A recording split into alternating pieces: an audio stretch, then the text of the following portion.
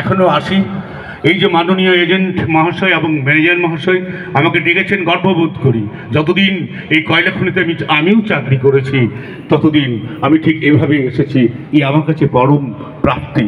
তাই আমার মনে পড়ে গেল একটা কবিতার লাইন, আজও সেই ঘরে হেলায়ে পড়েছে ছবি, এমন ছিল না আষাঢ় শেষের বেলা, উদ্যানে ছিল বর্ষা পীড়িত ফুল, আনন্দ ভৈরবী। আজও সেই ঘটে আসে না রাখাল ছেলে, কানে না মোহন বাসিতে বটের মূল, সে কি জানিত না এমনই দুঃসময় লাভ মেরে ধরে মরুগের লাল ছুটি। অন্তরতম মেটায়েছে তবু সকল তিয়াস। আগুনের পরশমণি ছোঁয়াও প্রাণে, এ জীবন পূর্ণ করো,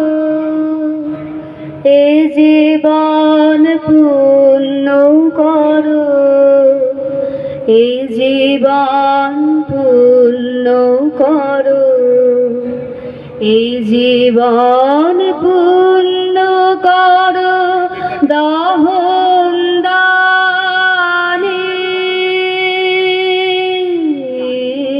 আগুনের পরশমণি ছোঁয়াও প্রাণে।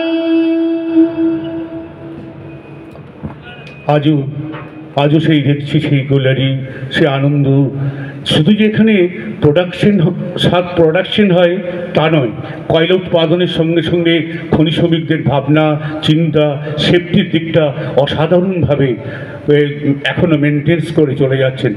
মনোজগিরিকে দেখেছি আমি যখন চাকরির জীবনে, আমিও গিয়েছি সিআইএল অফিসে, মনোজও গেছে। সেই ধারা এখনও রেখে চলেছেন এখানকার আধিকারিকগণ, যারা বিশিষ্ট আধিকারিকগণ যারা এসেছেন, তারা আমার শ্রদ্ধেয়, তাদের আমি প্রণাম জানাই, শ্রদ্ধা জানাই। আমার খনিকর্মী ভাইদের জানাই প্রণাম। তাই ভুলে যাই এজেন্ট এবং ম্যানেজার এবং যারা আধিকারিকগণ বিশিষ্ট আধিকারিকগণ এসেছেন তাদের উদ্দেশ্যে, যে দুয়ার এতে ঘুমিয়ে আছে পাড়া, কেবল শুনি রাতের করা নাড়া। অবনি বাড়ি আছো, এখানে বৃষ্টি পড়ে 12 মাস, এখানে মেঘ গাভীর মতো চড়ে, পরাং মুখ সবুজ নালি ঘাস দুয়ার চেপে ধরে। অবনি বাড়ি আছো, এখানে বৃষ্টি পড়ে 12 মাস, এখানে মেঘ গাভীর মতো চড়ে। নমস্কার।